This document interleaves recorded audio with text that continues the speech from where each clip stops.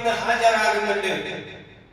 എത്ര വലിയ തിരക്കിനിടയിലാണെങ്കിലും, എന്ത് പ്രയാസത്തിൽപ്പെട്ടവനാണെങ്കിലും, എത്ര വലിയ ടെൻഷനിടയിൽ പെട്ടുപോയവരാണെങ്കിലും എല്ലാ ദിവസവും 5 നേരം നിർബന്ധമായിട്ടും അള്ളാഹുവിന്റെ മുമ്പിൽ വന്നിട്ട് ഹാജരാകണം. അതിനു വേണ്ടി പള്ളിയിൽ ഉസ്താദ് വിളിക്കും, അല്ലാഹു അക്ബർ, അല്ലാഹുവാണ് വലിയവൻ, അല്ലാഹുവാണ് എല്ലാം നിയന്ത്രിക്കുന്നവൻ, എല്ലാം സൃഷ്ടിച്ച് പരിപാലിക്കുന്നവൻ അവനാണ്. അതുകൊണ്ട് എത്ര വലിയ തിരക്കിനിടയിലാണെങ്കിലും നിസ്കാരത്തിലേക്ക് കടന്നു വരികയും അല്ലാഹുവിന്റെ മുമ്പിൽ ഹാജരാവുകയും ആ റബ്ബിനെ സ്മരിക്കുകയും ചെയ്യണം. അതിനു വേണ്ടിയാണ് 5 വഖ്ത് നിസ്കാരം നിർബന്ധമാക്കിയത്. ഇനിയോ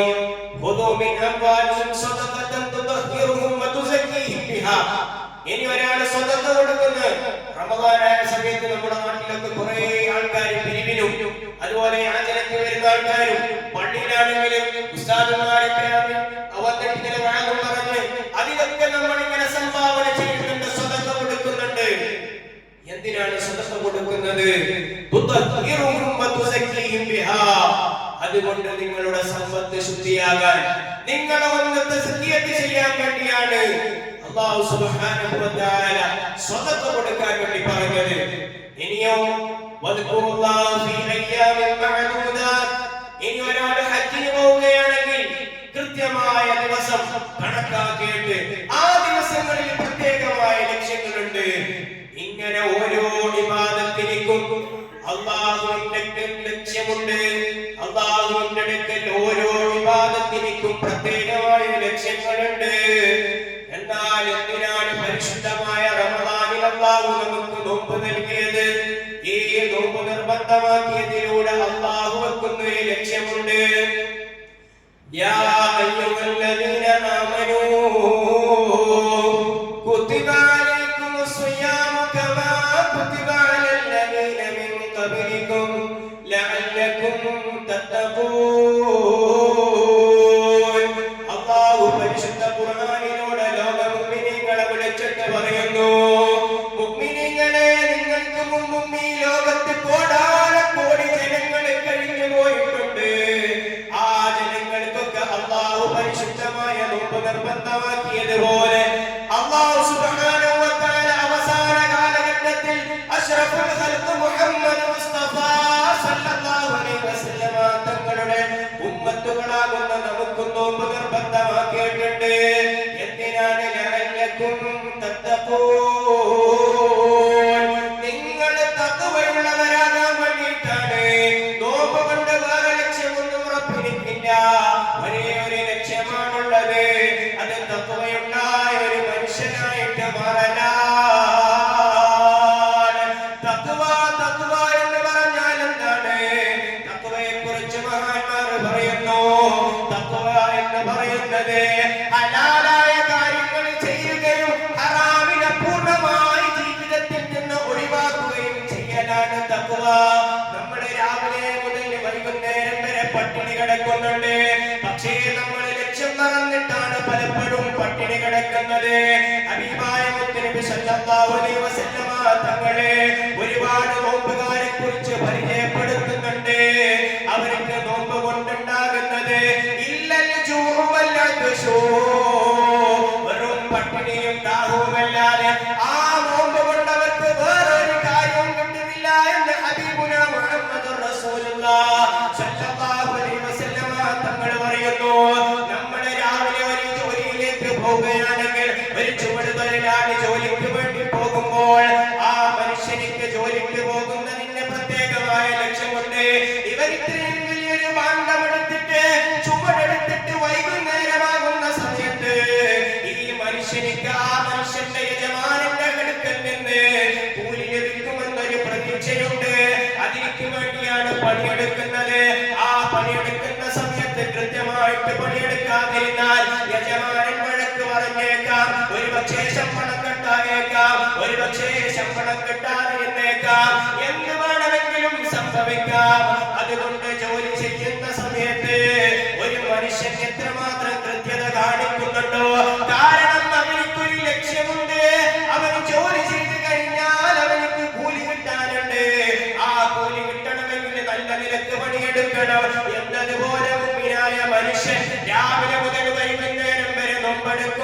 നോമ്പെടുക്കുമ്പോൾ അവനിക്ക് കൃത്യമായിട്ടുള്ളൊരു ലക്ഷ്യമുണ്ട്. എന്താണ് ആ ലക്ഷ്യമെന്നറിയുമോ? ലഅല്ലക്കും തത്തഖൂൻ. നിങ്ങൾ വയറിനെ പട്ടിണി കിട്ടത് കൊണ്ട് മാത്രമാകുന്നില്ല, വെള്ളം കുടിക്കാതിരുന്നത് കൊണ്ട് മാത്രം നോമ്പാകുന്നില്ല. നിങ്ങളുടെ ശരീരത്തെ മുഴുവനും നിങ്ങൾ നിയന്ത്രിക്കേണ്ടതുണ്ട്. മഹാന്മാര് പറയുന്നുണ്ട്, സാധാരണ ഒരു മനുഷ്യന്റെ നോമ്പ് അത് യഥാർത്ഥത്തിൽ ഒരു നോമ്പാകണമെങ്കിൽ അവനവന്റെ കണ്ണിനെ സൂക്ഷിക്കേണ്ടതുപോലെ സൂക്ഷിക്കാതെ, അവന്റെ നാവിനെ സൂക്ഷിക്കേണ്ടതുപോലെ സൂക്ഷിക്കാതെ, അവന്റെ കൈകാലുകൾ സൂക്ഷിക്കേണ്ടതുപോലെ സൂക്ഷിക്കാതെ എത്ര പട്ടിണി കിടന്നിട്ടോ ആ നോമ്പ് കൊണ്ട് കിട്ടുന്നത് വെറും പട്ടിണിയും ദാഹവും മാത്രമാണ്. മുഅ്മിനേ, നമ്മളെ രാവിലെയായപ്പോൾ നിസ്കരിക്കാൻ സുബഹിക്ക് ജമാഅത്തിന് പങ്കെടുക്കുന്നുണ്ട്.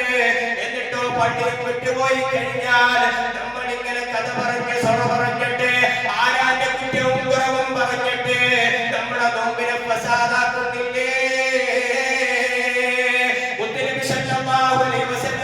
തങ്ങളുടെ അടുക്കലേക്ക് ഒരു ദിവസം 2 സ്ത്രീകൾ വന്നിട്ട് പറയുന്നു, നബിയേ, നമുക്ക് വല്ലാതെ ദാഹം അനുഭവപ്പെടുന്നുണ്ട് നബിയേ.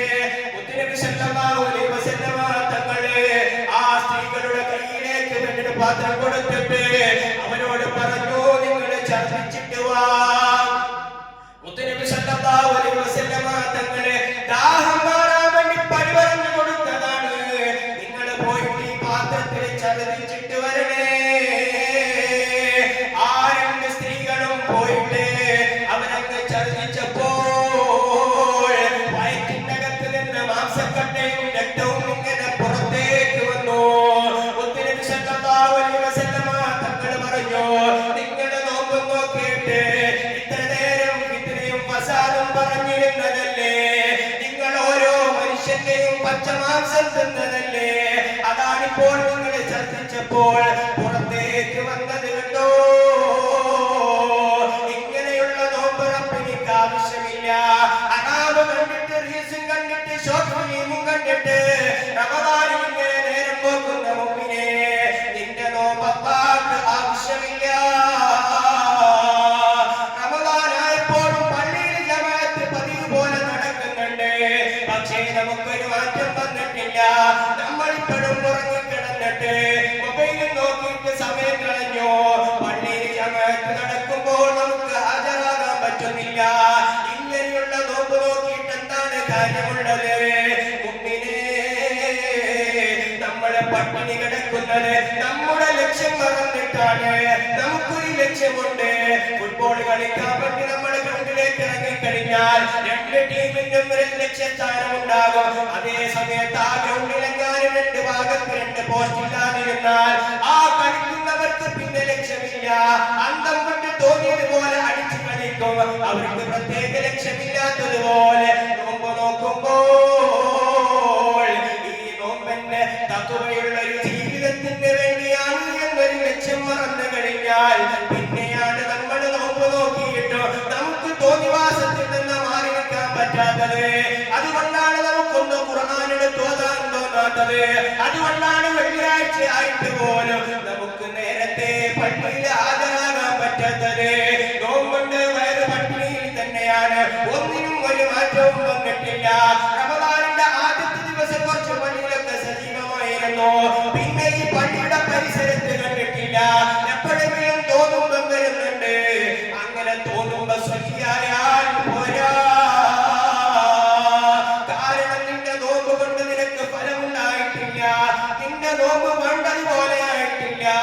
മുത്തുനബി സല്ലല്ലാഹു അലൈഹി വസല്ലമ തങ്ങൾ മുഅ്മിനീങ്ങളെ കുറിച്ച് പരിചയപ്പെടുത്തിയത് ഖുർആനിന്റെ വചനങ്ങൾ കേൾക്കണേ.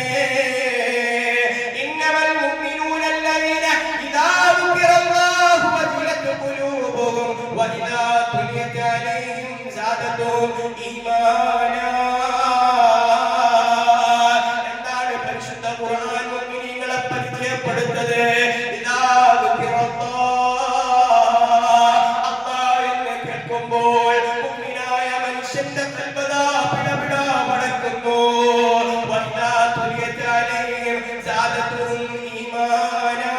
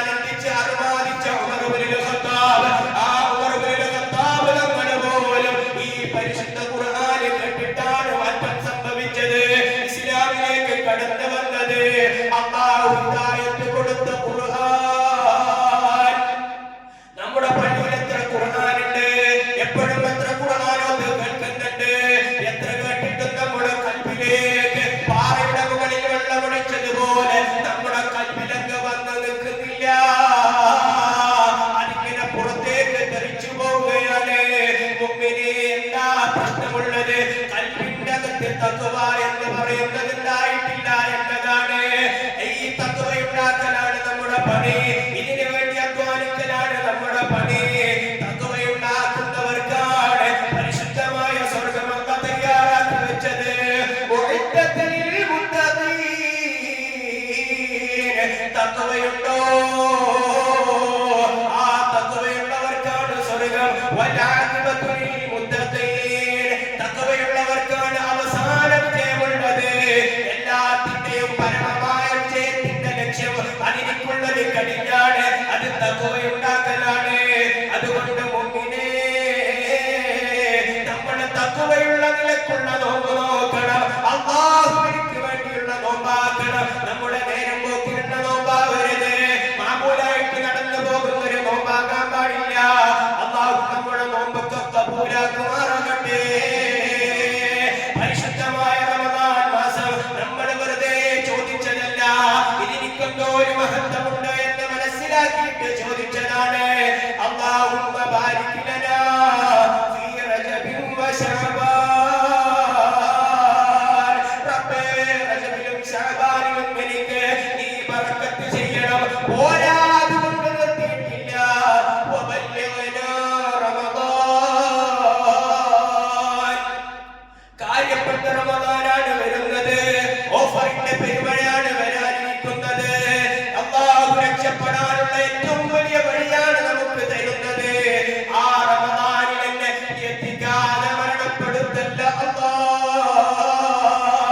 എത്ര ജനങ്ങളാണ് ദുആ ചെയ്തത്. ആ ദുആയിലെന്ന പലരും നിന്ന് ആറടി മണ്ണിന്റെ ഉള്ളിൽ കിടന്നുറങ്ങുമ്പോൾ മുഅ്മിനേ, ശ്വാസവും വിട്ടിട്ട് അല്ലാഹുവിനെ മനസ്സിലാക്കാതെ ആ റമദാൻ നമുക്ക് സമ്മാനിച്ചതിനൊരു നന്ദി കാണിക്കാതെ റമദാൻ മാസത്തിലും ഇങ്ങനെ അശ്രദ്ധ കാണിച്ചു നടക്കുകയാണോ? പരിശുദ്ധമായ റമദാൻ മാസം അതേ അല്ലാഹുവിന്റെ കോടതിയിൽ ഇങ്ങനെ വന്നിട്ട് ആ അല്ലാഹുവിന്റെ മഹ്ശറ എന്ന് പറയുന്ന മൻസബയിൽ എല്ലാ മുഅ്മിനീങ്ങളും ഇങ്ങനെ ഒരുമിച്ച് കൂടിയിട്ട് ആളുകൾ ഇങ്ങനെ പാടുപെടുന്ന ഒരു സമയമുണ്ട്. ചിലരിങ്ങനെ വിജയം കൊണ്ട് സ്വർഗത്തിലേക്ക് പോകുമ്പോൾ ചിലര് നരകത്തിലേക്ക് പോകാൻ വേണ്ടി തയ്യാറാകുന്നവരുണ്ട്. ആ സമയത്താണ് പരിശുദ്ധമായ റമദാൻ മാസം കടന്നു വരുന്നത്. എന്നിട്ട് പറയുന്നു, അല്ലാഹ്, ഇന്നാലിന്ന ആളുകൾ സ്വർഗത്തിലേക്ക് കടത്തിവിടരുത് റബ്ബേ. അവരെ ഒരിക്കലും സ്വർഗത്തിലേക്ക് വിടാൻ പാടില്ല. അല്ലാഹു ചോദിക്കുന്നു, എന്ത് പറ്റി? കാരണം എന്താണ്? റമദാൻ മാസം വന്നിട്ട് പറയുന്നു, ഞാൻ എത്ര വർഷമാണ് അവരുടെ അടുക്കലേക്ക് പോയത്. അതിഥിയായിട്ട് ഞാൻ പലതവണ അവരുടെ മുമ്പിലേക്ക് ചെന്നിട്ടുണ്ട്. ആളുകൾക്കറിയാം ഈ റമദാനിന്റെ ബഹുമാനം എന്താണെന്ന്.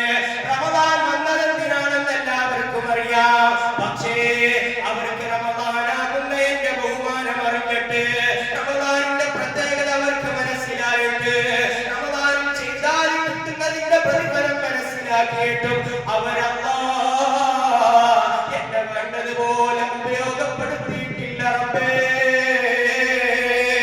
അതുകൊണ്ടൊരിക്കലും ഈ കൂട്ടർക്ക് നീ സ്വർഗ്ഗം കൊടുക്കാൻ പാടില്ല അല്ലാ എന്ന് പരിശുദ്ധമായ റമദാൻ മാസം അല്ലാഹുവിന്റെ മുമ്പിൽ വന്നിട്ട് ഓരോ മനുഷ്യർക്കും എതിരായിട്ട് സാക്ഷി നിർത്തിയിട്ട് അവരെ നരകത്തിലേക്ക് വിളിച്ചു കൊണ്ടുപോകുമ്പോൾ ആ കൂട്ടത്തിൽ നമ്മളും പെട്ടുപോകരുത് മുമ്പിനെ. അതുകൊണ്ട് നോമ്പിനെ പരിഗണിക്കണേ, വേണ്ടതുപോലെ ഉപയോഗപ്പെടുത്തണേ. സുന്നത്തിന് ഫർദിന്റെ കൂലിയുണ്ടെന്ന് ആർക്കാണ് അറിയാത്തത്? ഫർദിന്റെ 70,000 ഉണ്ടെന്ന് ആർക്കാണ് അറിയാത്തത്?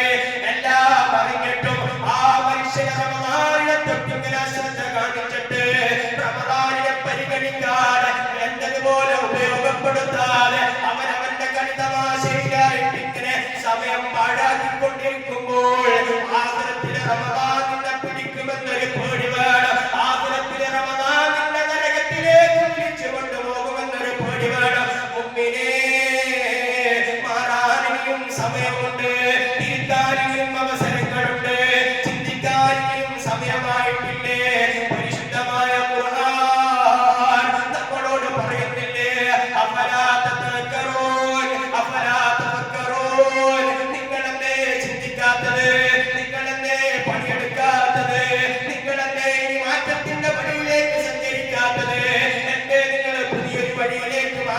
ചെയ്യാത്തത്? മുമ്പിനെ സഞ്ചരിക്കാനുള്ള സമയമായിട്ടുണ്ട്, മാറേണ്ട സമയമായിട്ടുണ്ട്. നമ്മുടെ മുമ്പിൽ എത്ര സംഭവങ്ങളാണ് നമുക്ക് ഓരോ ദിവസവും അല്ലാഹു ദൃഷ്ടാന്തമായിട്ട് എത്ര മരണങ്ങളാ സംഭവിക്കുന്നത്, എത്ര ആളുകളാണ് പെട്ടെന്ന് തളർന്നു പോകുന്നത്. ആരോഗ്യത്തോടു കൂടി നടന്ന മനുഷ്യൻ എത്ര പെട്ടെന്നാണ് പരസഹായത്തോടു കൂടി നടക്കേണ്ടി വരുന്നത്. ഇങ്ങനെ ഓരോ ദൃഷ്ടാന്തങ്ങളും അല്ലാഹു നമ്മുടെ മുമ്പിൽ ഇങ്ങനെ കാണിച്ചു കൊണ്ടിരിക്കുമ്പോഴും നമ്മുടെ ശ്രദ്ധ കാണിച്ചിട്ട് തോന്നിയതുപോലെ തന്നെ റമദാനിനെയും തള്ളി നീക്കുകയാണെങ്കിൽ പരാജയം നമ്മെ പിന്തുടരുന്നുണ്ട് കേട്ടോ. റമദാനിന്റെ മഹത്വം എത്രയാണ്, റമദാനിന്റെ ബഹുമാനം എത്രയാണ്, നോമ്പ് നോറ്റവന്റെ പവർ എന്താണ്. സ്വർഗത്തിലതാ അല്ലാഹുവിന്റെ അടുക്കലേക്ക് പൂർണ്ണീകളായ സ്ത്രീകൾ വന്നിട്ട് പറയുന്നു, ഇതുവരെ ഇല്ലാത്ത വല്ലാത്തൊരു മണമുണ്ടല്ലോ, വല്ലാത്ത സുഗന്ധമുണ്ടല്ലോ. ഈ സ്വർഗത്തിൽ ഇന്നേവരെ കിട്ടാത്ത, സ്വർഗത്തിലെ പ്രത്യേകമായിട്ട് അനുഭവിക്കുന്ന ഈ സുഗന്ധം എവിടെ നിന്നാണല്ലോ എന്ന് ചോദിക്കുമ്പോൾ ഖാലിഖായ ജമാലനായ രാജാധിരാജനായ അല്ലാഹ് ആ ഹൂറിങ്ങളോട് പറയുന്നു, ഭൂമിയിൽ വെച്ചിട്ട് ദുനിയാവിന്റെ അടിമകളാകുന്ന ഒരു വിഭാഗം ആളുകളുണ്ട്. അവരതാ പകല സമയത്ത് നോമ്പ് നോക്കുന്നവരാണ്. ആ നോമ്പ് നോറ്റ മുഅ്മിനീങ്ങളുടെ വായിൽ നിന്ന് വരുന്നൊരു മണമുണ്ട്. ആ മണമാണ് നിങ്ങൾക്ക് എല്ലാ വർഷത്തിലും സ്വർഗത്തിൽ ഇത്രയും മണമായിട്ട്, ഇത്രയും വലിയ സുഗന്ധമായിട്ട് ആസ്വദിക്കാൻ, ആനന്ദിക്കാൻ പറ്റുന്നത് എന്ന് അല്ലാഹു സുബ്ഹാനഹു വ തആല മുഅ്മിനീങ്ങളോട് പരിചയപ്പെടുത്തുമ്പോൾ നമ്മുടെ ബഹുമാനം നമ്മൾ തന്നെ മറന്നുപോയി, നമുക്കുള്ള മഹത്വം നമ്മൾ തന്നെ അറിയാതെ പോയി. മുഅ്മിനേ, സ്വർഗത്തിൽ എന്നെയും നിങ്ങളെയും കുറിച്ച് നമ്മുടെ യഥാർത്ഥ നോമ്പാണെങ്കിൽ അവിടെ മുഅ്മിനീങ്ങൾ ചർച്ച ചെയ്തുകൊണ്ടിരിക്കുകയാണ്. അല്ലാഹുവിന്റെ അടുക്കൽ നമുക്ക് വേണ്ടി അടിപിടി കൂടിക്കൊണ്ടിരിക്കുകയാണ്. എന്നാൽ നമ്മളുടെ നോമ്പ് അത്തരത്തിലുള്ള നോമ്പാണോ? ഒന്ന് കൽബിലേക്ക് കൈവച്ചിട്ട് സ്വന്തം ശരീരത്തോടൊന്ന് ചോദിച്ചു നോക്കൂ മുഅ്മിനേ, അത്തരത്തിൽ പരിഗണിക്കാൻ പറ്റുന്ന നോമ്പുണ്ടോ? നോമ്പായപ്പോൾ നമ്മൾ പലതരത്തിലുള്ള കളികളിലാണ്. സാധാരണ ഫുട്ബോൾ കളിച്ചവൻ ക്രിക്കറ്റിന് വേണ്ടി സൗകര്യമുണ്ടാക്കി, കാരണം ആരോഗ്യം കുറച്ച് കുറഞ്ഞിട്ടുണ്ട്. ഫുട്ബോൾ കളിച്ചാൽ ചിലപ്പോൾ നന്നായി ക്ഷീണം പഠിക്കും. കളിക്കുന്നത് പ്രശ്നമല്ല, കളിക്കുന്നതിന് ഇസ്ലാം ഒരിക്കലും വിരോധവുമല്ല. എന്നാൽ നമ്മൾ അഫ്ളലായ സമയങ്ങൾ മുഴുവനും കളിതമാശയ്ക്ക് ഉപയോഗിച്ചിട്ട് ആ കളിക്കാൻ ഉപയോഗിക്കുന്ന ആരോഗ്യം പോലും നിസ്കാരത്തിന് ഉപയോഗിക്കാതെ, പള്ളിയിൽ നിന്ന് ഖുർആൻ ഓതാൻ ഉപയോഗിക്കാതെ, എഴുത്തിക്കാവിന് വേണ്ടി ഉപയോഗിക്കാതെ നമ്മൾ ഇങ്ങനെ കളിയിൽ മാത്രം ആനന്ദം കണ്ടാൽ സ്വർഗത്തിലേക്ക് പോകുമെന്ന് തോന്നുന്നുണ്ടോ?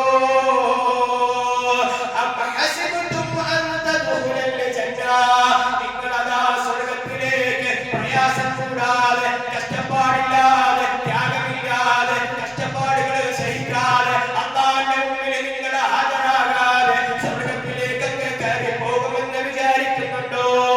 ബഹുമാനപ്പെട്ട ഇബ്രാഹിം ഇബ്നു അദ്ഹം റളിയല്ലാഹു അൻഹു ഒരു ദിവസം ഇങ്ങനെ സഞ്ചരിച്ചു കൊണ്ടിരിക്കുമ്പോൾ മഹാനവറുകൾക്ക് വല്ലാതെ ബാത്റൂമിൽ പോകാനുള്ള ആവശ്യം വന്നു.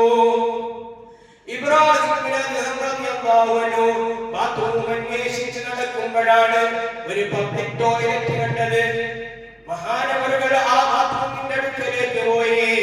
അങ്ങനെ ബാത്റൂമിൽ കയറാനിരിക്കുമ്പോൾ പിന്നിൽ നിന്നൊരാൾ വന്നിട്ട് വലിക്കുകയാണ്. ആരോ വന്നിട്ട് വലിക്കുന്നത് പോലെ തോന്നി ഇബ്രാഹിം ഇബ്നു അദ്ഹം റളിയല്ലാഹു അൻഹു അവിടം വരപ്പം നിന്നിട്ട് തിരിഞ്ഞു നോക്കി. തിരിഞ്ഞു നോക്കിയ സമയത്ത് തോന്നിയതല്ല, ഒരു കാവൽക്കാരൻ ആ ബാത്റൂമിന്റെ പുറത്തുണ്ടായിരുന്നു. ആ മനുഷ്യൻ ഇബ്രാഹിം ഇബ്നു അദ്ഹം റളിയല്ലാഹു അൻഹുവിനെ പിടിച്ചു വലിച്ചതാണ്. എങ്ങോട്ടാണ് കയറി പോകുന്നത്? ഇബ്രാഹിം ഇബ്നു അദ്ഹം റളിയല്ലാഹു അൻഹു പറഞ്ഞു, ഒന്ന് ബാത്റൂമിൽ പോകണം, ആവശ്യം നിർവഹിക്കാനുണ്ട്. ആ മനുഷ്യൻ പറഞ്ഞു, അങ്ങനെ കയറി പോകാൻ പറ്റൂല, ഇവിടെ ഫീസ് അടക്കേണ്ടതുണ്ട്. ഇബ്രാഹിം ഇബ്നു അദ്ഹം റളിയല്ലാഹു അൻഹു കേട്ടപ്പോൾ ഒരു നിമിഷം അവിടെ ചിന്തിച്ചിട്ട് പൊട്ടിക്കരയാൻ തുടങ്ങി.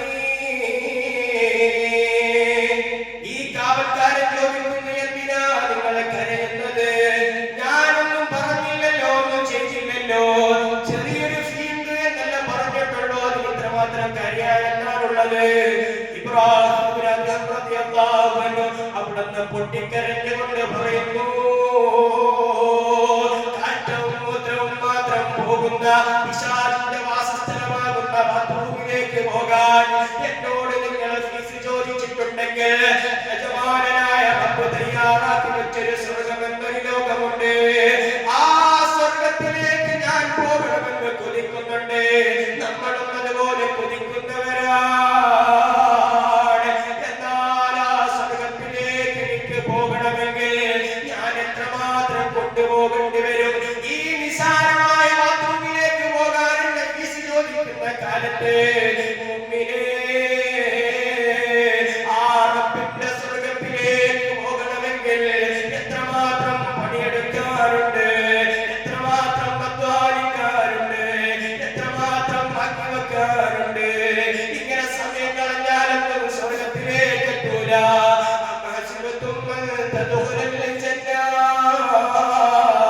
അധ്വാനിക്കാതെ പണിയെടുക്കാതെ റമദാനിനെ ഉപയോഗപ്പെടുത്താതെ അങ്ങ് സ്വർഗ്ഗത്തിലേക്ക് എളുപ്പം കടന്നു പോകാമെന്ന് വിചാരിക്കുന്നുണ്ടെങ്കിൽ നമുക്ക് തെറ്റുപറ്റിപ്പോയി. ആ സ്വർഗ്ഗത്തിലേക്ക് പോകണമെങ്കിൽ ഒരുപാട് പണിയെടുക്കാനുണ്ട്. അതിനെ പറ്റിയ ഏറ്റവും നല്ല മാസമാണ് പരിശുദ്ധ റമദാൻ. ചെയ്യുന്നതിനെല്ലാം എത്ര ഇരട്ടിയാണ് പ്രതിഫലം നൽകുന്നത്. പണ്ട് കാലങ്ങൾക്ക് മുതൽക്കേ ലോകത്ത് മുഅ്മിനീങ്ങൾ ജീവിക്കുന്നില്ലേ? ആദം നബി അലൈഹിസ്സലാത്തു വസ്സലാം മുതൽക്ക് ഈ ലോകത്ത് കോടിക്കണക്കിന് ജനങ്ങൾ ജീവിച്ചു പോയിട്ടില്ലേ? അവരെല്ലാം ഈ ലോകത്ത് ജീവിച്ച കണക്കൊന്ന് പരിശോധിക്കണം. 960 വർഷം ജീവിച്ചവരുണ്ട്, 1000 വർഷം ജീവിച്ചവരുണ്ട്. ഇങ്ങനെ ദീർഘമായ കാലയളവിൽ ജീവിച്ച് മരണപ്പെട്ടു പോയവരുണ്ട്. അവരുടെയൊക്കെ ജീവിതത്തിന്റെ ഒരംശം മാത്രമാണ് നമുക്ക് നൽകിയത്. സ്വഹാബത്ത് നബിയോട് ചോദിക്കുന്നുണ്ട്, നബിയേ, അവരെല്ലാം ദീർഘമായ കാലം ഈ ദുനിയാവിൽ ജീവിച്ചിട്ട് അവരുടെ ജീവിതത്തിന്റെ പകുതി പണിയെടുത്താൽ തന്നെ ആ ദുനിയാവിലുള്ള ജീവിതത്തിൽ നമ്മുടെ ജീവിതം മുഴുവനും സമ്പാദിക്കുന്നതിനേക്കാൾ ആഖിറത്തിലേക്ക് അവർക്ക് സമ്പാദിക്കാൻ പറ്റുന്നുണ്ടല്ലോ. മുത്തനബി സല്ലല്ലാഹു അലൈഹി വസല്ലം തങ്ങൾ പറയുന്നു, സ്വഹാബത്തേ, നിങ്ങൾ പ്രയാസപ്പെടണ്ട, നിങ്ങൾ ബേജാറിലാകണ്ട. സ്വർഗ്ഗത്തിലേക്ക് ആദ്യം കടക്കുന്ന ഉമ്മത്താരാണെന്നറിയുമോ? അത് സയ്യിദുനാ മുഹമ്മദ് മുസ്തഫ സല്ലല്ലാഹു അലൈഹി വസല്ലം തങ്ങളുടെ ഉമ്മത്താണ്. എങ്ങനെയാണ് ഇവരിങ്ങനെ മുൻകടക്കുന്നത്? കഴിഞ്ഞുപോയവരെ മറികടക്കാനുള്ള ഇബാദത്തിന് മാത്രം നമുക്ക് എവിടെ നിന്നാണ് സമയം കിട്ടുന്നത്?